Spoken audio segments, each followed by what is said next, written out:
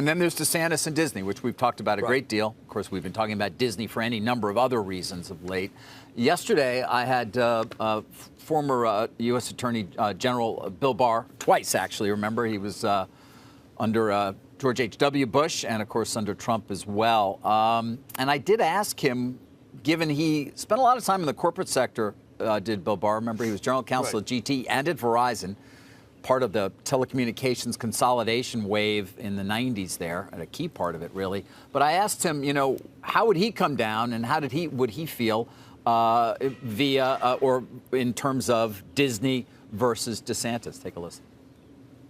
You know, generally speaking, I don't like the idea of using sovereign power to punish a company, treat it any worse than a similarly situated company because of their political positions.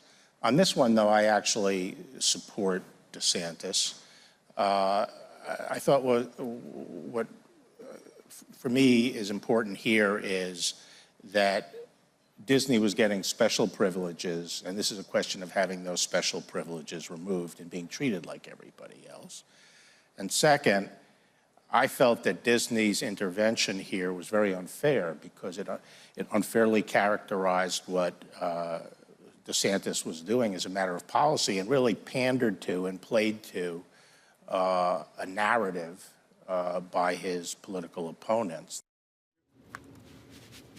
Still going to be an issue, and particularly in terms of how the Republican Party, I think, views business. And this will be something that DeSantis, I'm sure, well, he's used it oftentimes and effectively to sort of promote his views on a lot of things. But it will come up, one would expect, quite often.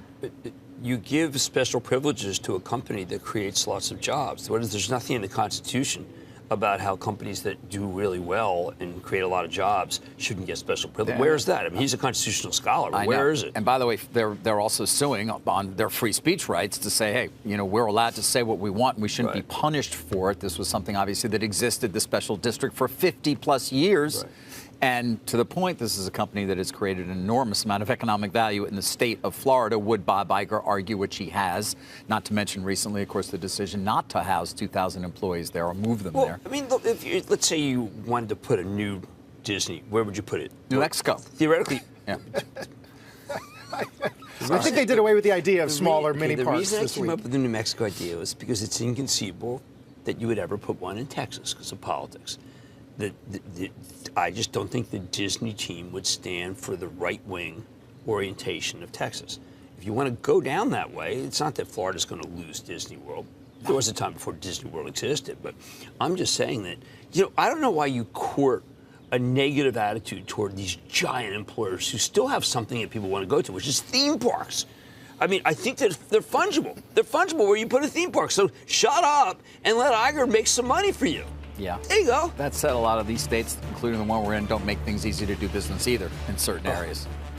True.